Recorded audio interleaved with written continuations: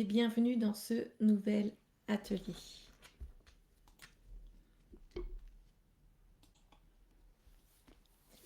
Aujourd'hui, j'ai choisi de parler d'une phrase que j'ai réellement retrouvée dans les réponses d'entrepreneurs, devoir constamment faire face aux incertitudes.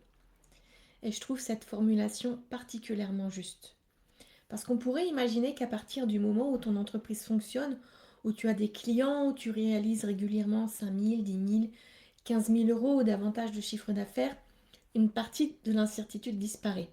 Tu as de l'expérience, tu connais mieux ton marché, tu as déjà vendu, tu sais que ton offre peut fonctionner et pourtant l'incertitude est toujours là.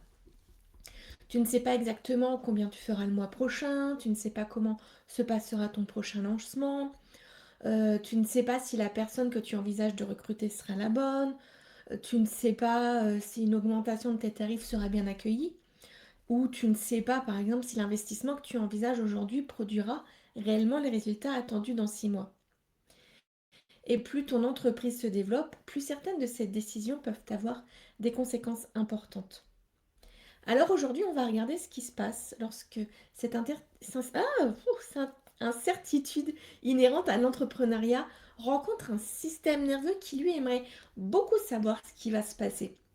Et surtout, comment continuer à développer ton activité sans passer ton temps à essayer de supprimer une incertitude qui, dans certains cas, ne peut simplement pas être supprimée.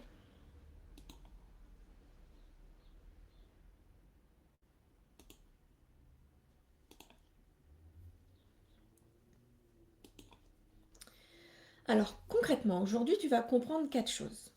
D'abord, pourquoi la réussite ne fait pas disparaître l'incertitude.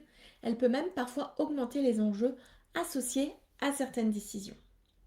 Ensuite, nous verrons pourquoi certaines décisions continuent à te demander énormément d'énergie alors que tu es loin d'être une débutante et que tu sais parfaitement gérer ton entreprise. Nous allons également regarder ce qui peut se passer dans ton système nerveux lorsqu'il cherche une certitude que ton activité ne peut pas lui donner. Et enfin, je vais te montrer comment prendre davantage de recul face à cette incertitude sans devenir moins prudente, moins ambitieuse ou moins investie dans ton entreprise. Parce que le but n'est absolument pas de te dire arrête de réfléchir et lance-toi. Quand tu diriges une entreprise qui génère déjà un chiffre d'affaires important, certaines décisions méritent d'être réfléchies. La question va plutôt être à quel moment es-tu encore en train d'analyser une décision et à quel moment es-tu en train de chercher quelque chose qu'aucune analyse ne pourra réellement t'apporter. Et c'est cette frontière que nous allons regarder ensemble.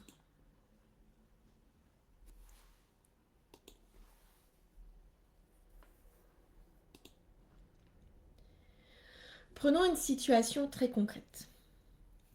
Tu prépares ton prochain lancement, tu as déjà lancé cette offre plusieurs fois, tu connais ton taux de conversion habituel, tu connais ton audience, tu as les chiffres des campagnes précédentes.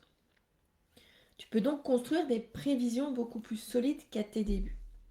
Mais malgré toutes ces informations, tu ne peux pas savoir exactement combien ce lancement générera. Peut-être 5 000 euros, 12 000 euros, 20 000 euros, peut-être davantage, peut-être moins. Même chose si tu augmentes le prix d'une offre qui se vend déjà. Tu peux étudier ton marché, regarder tes marges, écouter les retours de tes clients et savoir que cette augmentation est cohérente. Mais tu ne peux pas connaître à l'avance la réaction exacte de tes prochains prospects. Et cette réalité existe partout dans une entreprise. Un gros client va-t-il renouveler? Cette nouvelle offre va-t-elle prendre? Ce recrutement va-t-il réellement te permettre de déléguer? Cette publicité va-t-elle continuer à être rentable dans 3 mois? Tu peux réduire l'incertitude grâce à ton expérience et à tes données, mais tu ne peux pas la faire disparaître. Et c'est une distinction importante pour la suite. Parce que parfois, tu peux continuer à chercher une réponse alors que tu possèdes déjà toutes les informations qui existent aujourd'hui. Ce qui manque n'est plus une donnée. Ce qui manque, c'est de connaître l'avenir. Et ça, aucun entrepreneur, quel que soit son niveau de réussite, ne peut l'obtenir.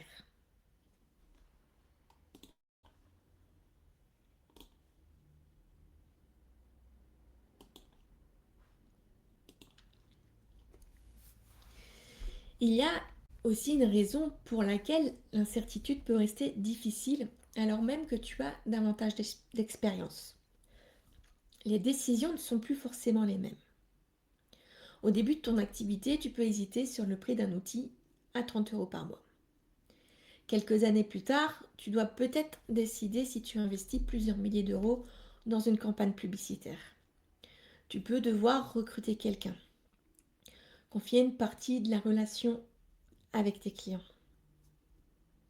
changer de prestataire, augmenter fortement tes tarifs, supprimer une offre qui rapporte encore de l'argent pour concentrer ton énergie sur une autre, embaucher alors que tu ne peux pas garantir ton chiffre d'affaires des 12 prochains mois. Et là, prendre une décision prend une autre dimension. Parce qu'elle engage de l'argent, parfois d'autres personnes, et souvent la trajectoire de ton entreprise. Tu peux donc te retrouver face à quelque chose de paradoxal. Tu as davantage d'expérience qu'il y a 5 ans. Tu as davantage de données. Tu connais beaucoup mieux ton activité. Et pourtant, certaines décisions te demandent toujours énormément d'énergie. Ce n'est pas nécessairement parce que tu manques de confiance. C'est également parce que les enjeux ont changé. Et si ton système nerveux réagit fortement à l'incertitude, plus l'enjeu augmente, plus il peut chercher à réduire cette part d'inconnu avant de te laisser avancer. Sauf qu'il existe un moment où tu ne peux plus la réduire davantage.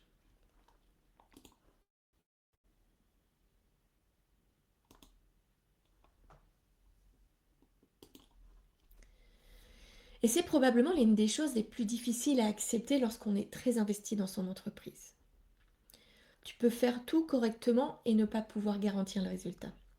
Tu peux analyser tes chiffres, demander l'avis des bonnes personnes, prendre le temps de réfléchir, regarder ce qui s'est passé lors de tes précédents lancements, comparer plusieurs options et arriver à une décision parfaitement cohérente avec les informations disponibles aujourd'hui. Mais il restera une part d'inconnu. Prenons un recrutement.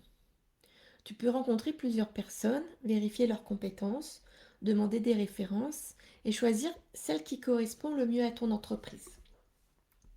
Tu as pris une bonne décision avec les informations dont tu disposais. Est-ce que cela garantit que cette collaboration fonctionnera pendant 3 ans? Non. Et c'est là que nous confondons parfois deux choses. Une bonne décision et un bon résultat. Une bonne décision est une décision cohérente avec les informations disponibles au moment où tu la prends. Le résultat, lui, dépend également d'éléments que tu ne contrôles pas encore. Et si tu as besoin d'être certaine du résultat pour considérer que tu peux prendre la décision, tu risques de rester longtemps devant certaines décisions importantes. Parce que la certitude que tu attends n'arrivera pas. C'est précisément à cet endroit que le système nerveux entre dans notre sujet. Pourquoi cette absence de garantie peut-elle être simplement inconfortable pour une entrepreneur et devenir beaucoup plus difficile à tolérer pour une autre? Et c'est ce que nous allons voir maintenant.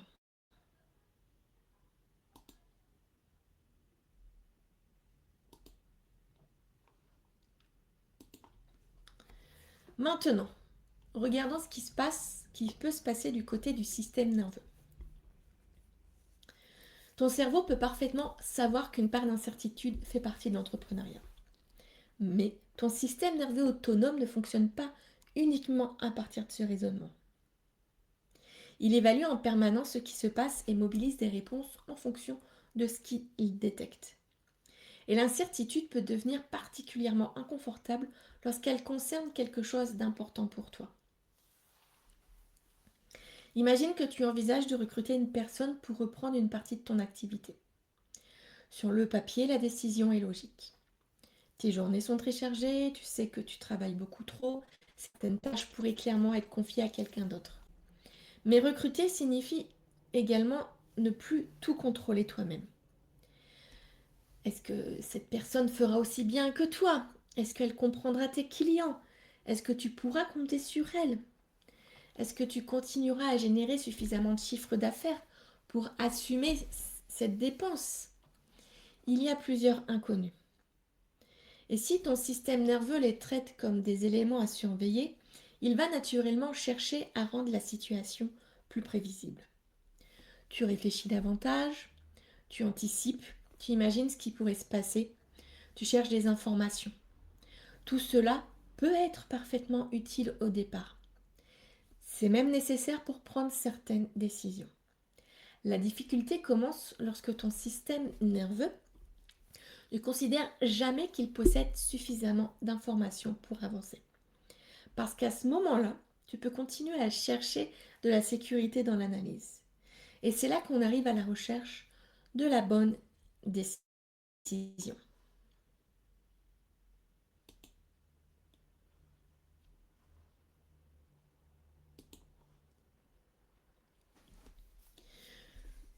Tu connais peut-être ce moment où tu as quasiment pris ta décision.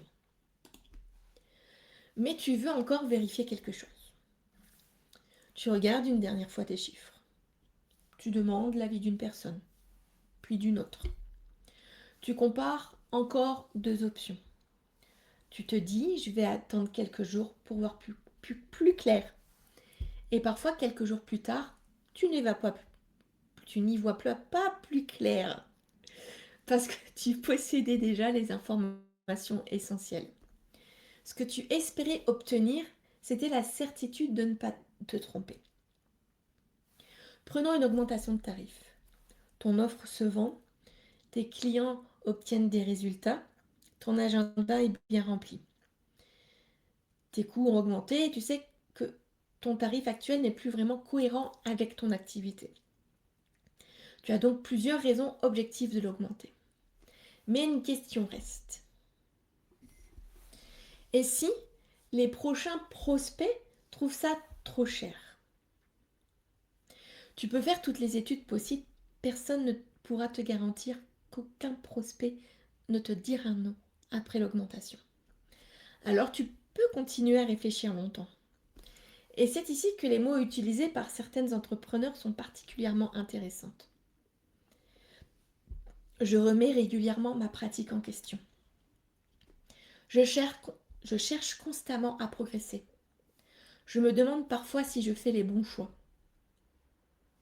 Être investi et remettre certaines choses en question peut évidemment être une force. Mais lorsque chaque décision importante doit atteindre un niveau de certitude impossible avant de pouvoir être considérée comme suffisamment bonne, cette recherche peut devenir très énergivore. Et parfois, tu finis malgré tout par décider. Sauf que le questionnement ne s'arrête pas forcément là.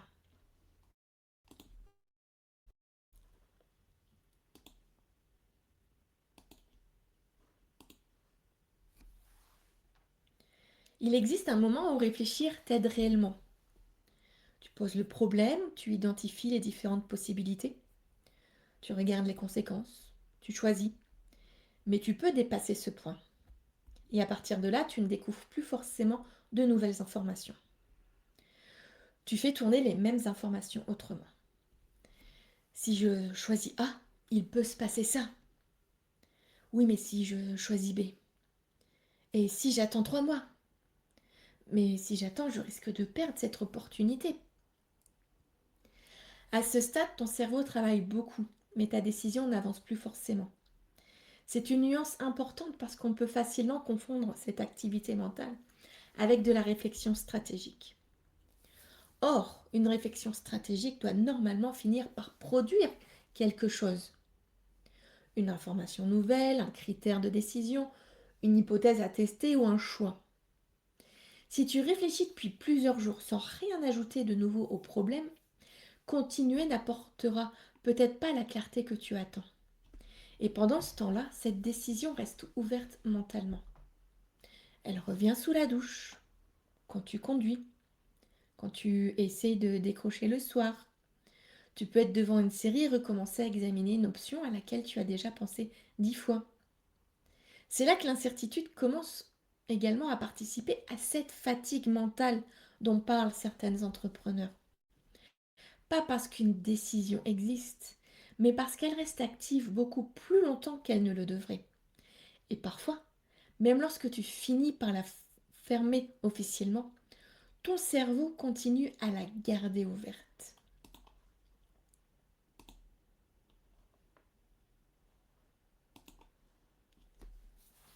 Prenons maintenant une situation différente. Cette fois, tu as décidé. Tu as choisi la prestataire, tu as signé, ou tu as augmenté tes prix, ou tu as validé l'investissement. La décision est terminée. Pourtant, 2 jours plus tard, c'est est-ce que j'ai bien fait? Une semaine plus tard, un petit événement arrive. Un prospect trouve ton nouveau tarif trop élevé. Et immédiatement, ah, je le savais, j'aurais peut-être dû attendre. Sauf qu'une objection ne suffit pas à démontrer que ta décision était mauvaise. Mais lorsque tu restes très attentive à tout ce qui pourrait confirmer que tu t'es trompé, chaque événement peut rouvrir le dossier. Et tu recommences à évaluer une décision qui a déjà été prise. C'est particulièrement fatigant parce que tu ne profites jamais réellement de la fermeture mentale que devrait produire une décision. Normalement, c'est j'analyse, je décide, j'observe les conséquences, j'ajuste si nécessaire. Mais si tu réévalues ton choix à chaque nouvelle information, tu restes en permanence entre j'ai décidé et je ne suis plus certaine. Et ça rejoint directement une autre formulation recueillie auprès des entrepreneurs. Je remets en question mes choix. L'enjeu n'est pas de ne jamais revenir sur une décision. Parfois, de nouvelles données montrent clairement qu'elle doit être revue. Mais ce n'est pas la même chose que de la remettre en question simplement parce que son résultat n'est pas encore connu. Une fois que tu as pris une décision, il y aura souvent une période où tu devras attendre. Et c'est cette attente qui nous amène à une autre stratégie très fréquente face à l'incertitude. Essayer d'anticiper tout ce qui pourrait arriver.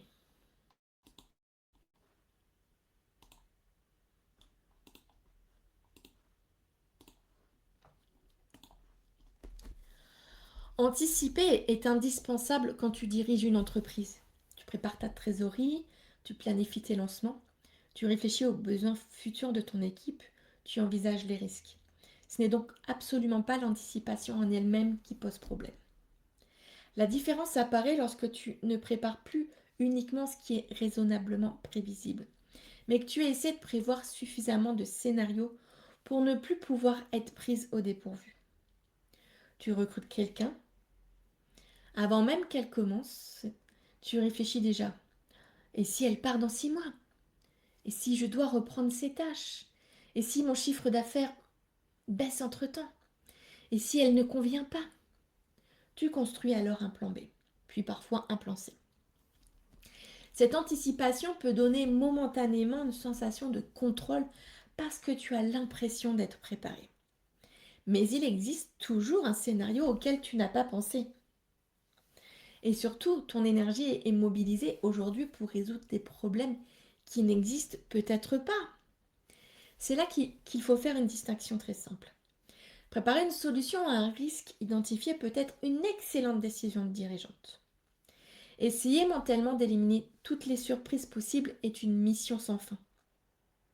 Parce que ton entreprise évolue dans un environnement que tu ne contrôles pas entièrement. Tes clients prennent leurs propres décisions. Ton marché évolue. Tes prestataires ont leur propre vie. Les plateformes changent. Des opportunités inattendues apparaissent également. Tu peux préparer ton entreprise à traverser l'incertitude. Tu ne peux pas préparer chaque événement qui surviendra.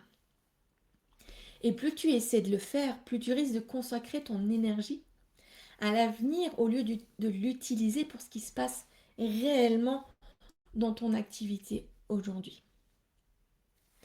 La question suivante devient donc, que faire lorsque certaines réponses n'existent tout simplement pas encore? Et c'est ce que nous allons regarder dans la partie suivante.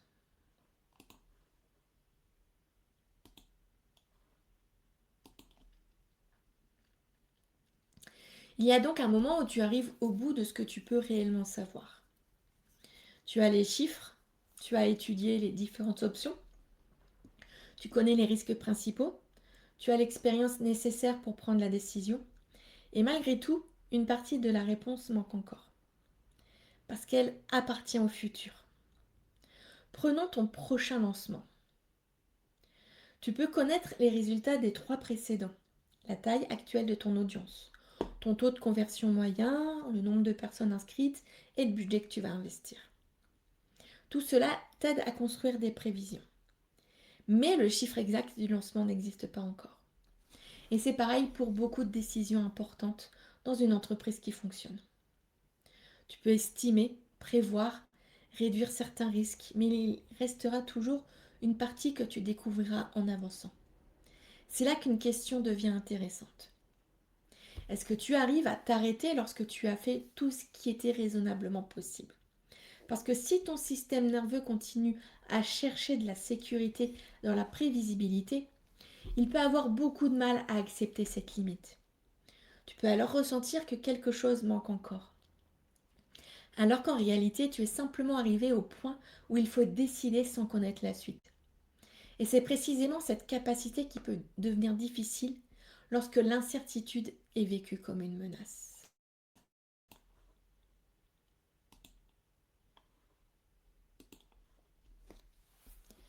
À partir de là, 2 réactions très différentes peuvent apparaître. La première, c'est de repousser. Tu as quasiment toutes les informations nécessaires, mais tu attends encore. Tu repousses le recrutement. Tu repousses l'augmentation de prix. Tu repousses l'investissement. Tu veux être un peu plus sûr. Et comme cette certitude n'arrive pas, la décision reste en suspens. Mais il existe une réaction complètement opposée. Décider très vite. Tu veux sortir de l'incertitude. Alors tu tranches, tu choisis, tu lances, tu modifies. Et le simple fait d'avoir fait quelque chose peut apporter un soulagement. Extérieurement, ces 2 entrepreneurs ne se ressemblent pas du tout. L'une semble hésiter, l'autre semble extrêmement réactive. Pourtant, dans les 2 cas, il peut y avoir la même difficulté. Rester suffisamment longtemps avec une situation dont l'issue n'est pas encore connue. C'est important parce que cela évite de réduire le sujet à je manque de confiance dans mes décisions. Tu peux être une femme très décidée et avoir malgré tout beaucoup de mal avec l'incertitude. Simplement, au lieu de repousser, tu vas chercher à la faire disparaître en agissant. Et dans une entreprise déjà bien installée, ces 2 réactions peuvent avoir un coût très concret.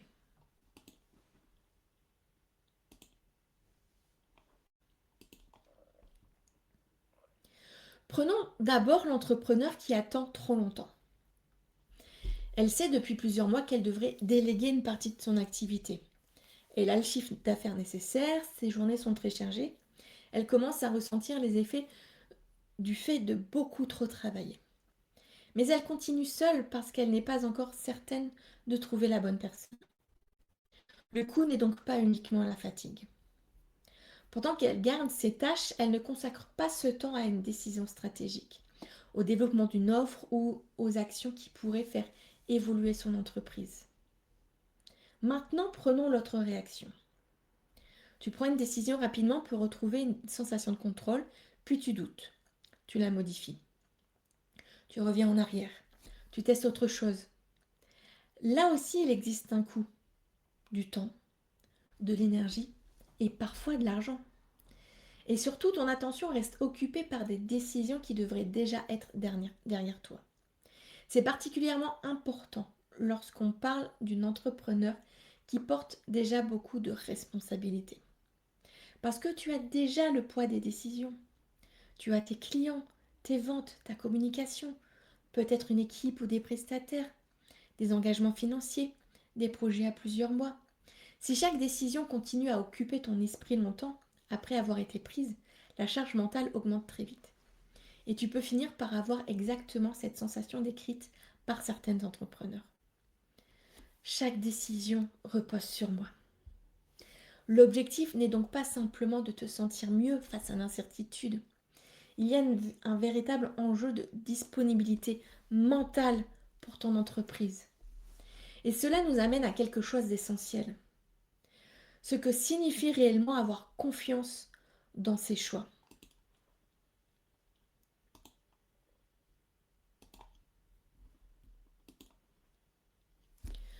Quand une entrepreneur me dit qu'elle aimerait prendre davantage confiance dans ses choix, on pourrait penser que l'objectif serait d'arriver à un moment où elle ne doute plus.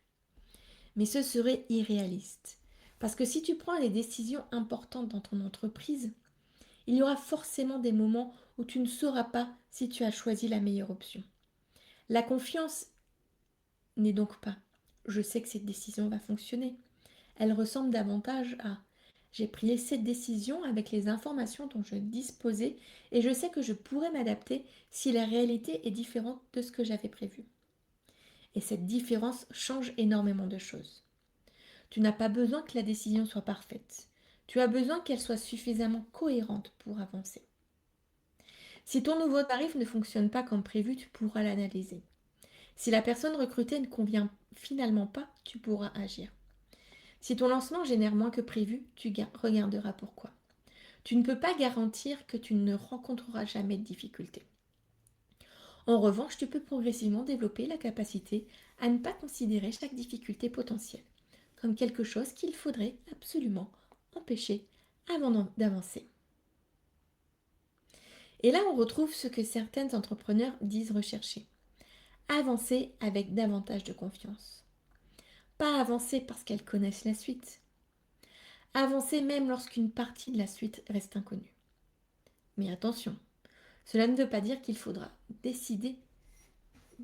désormais décider sans réfléchir.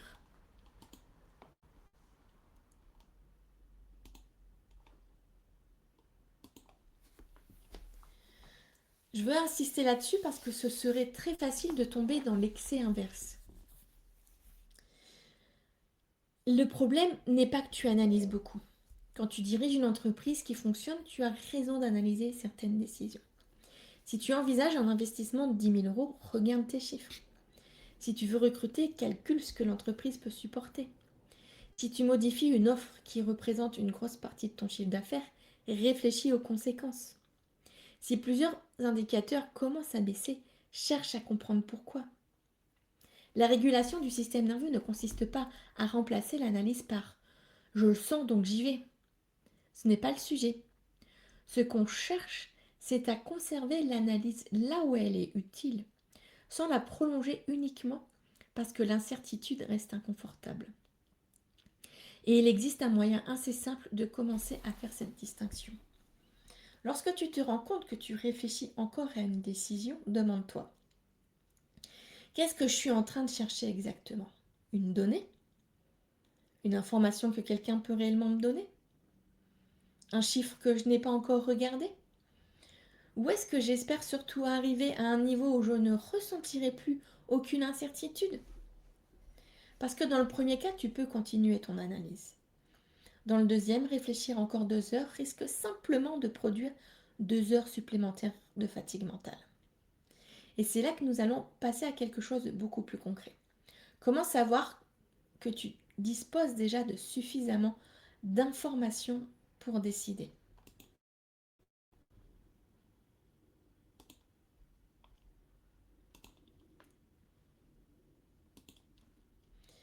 On arrive maintenant à quelque chose que tu peux utiliser très concrètement lorsque tu tournes autour d'une décision. Demande-toi, Quelle information me manque réellement pour prendre cette décision? Et essaie d'y répondre précisément. Pas j'ai besoin d'être plus sûr. Quelle information? Par exemple, j'ai besoin de connaître ma trésorerie prévisionnelle sur les 6 prochains mois avant de recruter. Très bien, cette information existe, tu peux aller la chercher. J'ai besoin de connaître le taux de renouvellement de cette offre avant de décider si je continue à investir dessus. Là encore, tu peux regarder tes données. J'ai besoin de savoir si cette prestataire possède telle compétence avant de lui confier cette mission. Tu peux lui poser la question ou lui proposer un test. Dans ces situations, continue à chercher de l'information à une fonction précise. Mais parfois, lorsque tu poses cette question, tu t'aperçois que tu ne sais plus vraiment ce qui manque. Tu as les chiffres, tu as évalué les risques, tu as comparé les options, tu as même demandé un regard extérieur. Et pourtant, tu voudrais encore réfléchir. C'est là que cette question devient intéressante. Parce que si tu ne peux plus identifier l'information qui te manque, il est possible que tu ne sois plus en train de chercher une information. Tu cherches peut-être une garantie. Et comme on l'a vu, cette garantie n'existe pas toujours. À ce moment-là, continuer à analyser ne t'apportera probablement pas la réponse que tu attends. Il faut donc se poser une deuxième question.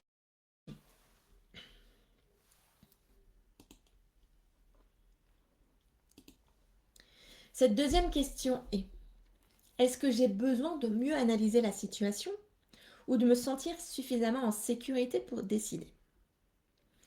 Parce que ce ne sont pas les mêmes besoins. Si tu as besoin de mieux analyser, tu retournes aux faits. Tu regardes tes chiffres, tu demandes l'information manquante, tu prends un avis pertinent. Mais si tu as déjà fait ce travail et que tu sens malgré tout que tu n'arrives pas à trancher, ajouter encore de l'analyse n'est peut-être plus la bonne réponse. Tu peux alors regarder ce qui se passe dans ton corps. Est-ce que tu sens de la tension, une agitation, cette envie de résoudre la question tout de suite? Est-ce que tu as du mal à penser à autre chose tant que la décision n'est pas prise? Dans ce cas, tu peux d'abord prendre quelques minutes pour permettre à ton système nerveux de redescendre en mobilisation. Marcher, changer de pièce, regarder autour de toi, sentir tes appuis. Utiliser une pratique de régulation que tu connais déjà, puis revenir à la décision. Faire disparaître toute appréhension. C'est de créer suffisamment d'espace pour que ce soit toi qui prennes la décision et pas uniquement l'urgence de sortir de l'incertitude. Parce qu'il est possible que la situation reste incertaine après ça. Mais ton rapport à cette incertitude peut changer.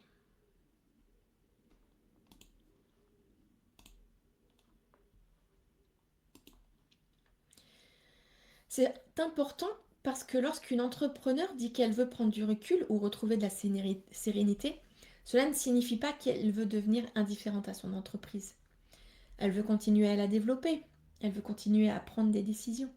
Simplement, elle ne veut plus que chaque inconnu mobilise autant d'espace mental. Prendre du recul, ça peut être regarder une situation et se dire je n'ai pas encore la réponse et je ne sais rien, je n'ai rien à faire de plus aujourd'hui. Ton lancement commence dans 3 semaines, tout est prêt. Tu ne sais pas combien il générera, pour l'instant cette réponse n'existe pas. Tu peux donc laisser cette question ouverte sans passer les 3 prochaines semaines à essayer mentalement d'y répondre. Même chose après une décision. Tu as recruté, tu as choisi. Maintenant, tu vas observer ce qui se passe réellement au lieu d'imaginer tous les scénarios possibles. Cette capacité à laisser temporairement une question sans réponse libère énormément de place. Parce que tu n'as plus besoin de résoudre aujourd'hui ce que les informations de demain te permettront de traiter demain. Et pour une entrepreneur qui a déjà beaucoup de responsabilités, cette disponibilité mentale compte. Elle permet de remettre ton énergie sur ce qui existe réellement maintenant. Tes clients, tes projets, tes décisions du jour et le développement de ton activité.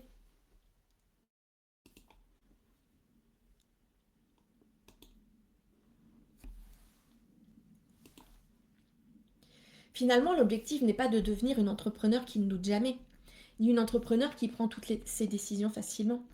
L'objectif est de pouvoir continuer à développer ton activité, même lorsque tu ne peux pas tout prévoir. Tu prends une décision avec les informations disponibles, tu avances, tu observes, et lorsque de nouvelles informations arrivent, tu ajustes si nécessaire. Ça change beaucoup de choses dans ta posture d'entrepreneur. Parce que tu n'as plus besoin de considérer une modification ultérieure comme la preuve que ta décision initiale était mauvaise. Tu peux avoir pris une décision parfaitement cohérente en janvier et la modifier en juin parce que la situation a changé. C'est aussi ça, diriger une entreprise. Tu n'es pas censé prédire parfaitement l'avenir. Tu es censé pouvoir t'adapter à ce qui arrive. Et je trouve que cette différence rejoint particulièrement bien les mots que certains entrepreneurs utilisent.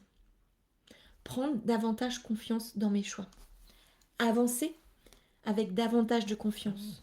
Continuer à développer mon activité. La confiance peut donc aussi être là. Je ne sais pas exactement ce qui va se passer, mais je sais que je pourrais regarder ce qui arrive et prendre la prochaine décision à partir de là. Et si tu réalises aujourd'hui que l'incertitude, les décisions, la surveillance ou l'anticipation mobilisent énormément ton système nerveux dans ton activité, c'est justement ce que je t'invite à comprendre, à commencer à regarder autrement.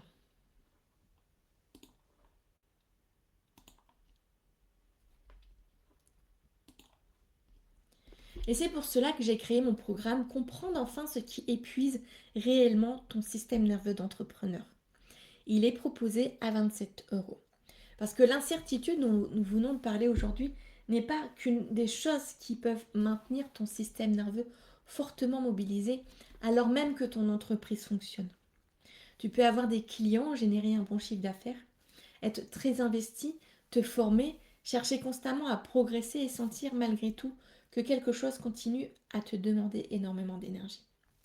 Et parfois, comme l'a formulé une entrepreneur, tu sens simplement que ce qui me freine aujourd'hui est ailleurs. Comprendre ce qui se joue dans ton système nerveux permet justement de commencer à regarder ses fonctionnements différemment. Si tu souhaites découvrir le programme, tu trouveras le lien juste sous cette vidéo. Il est à 27 euros.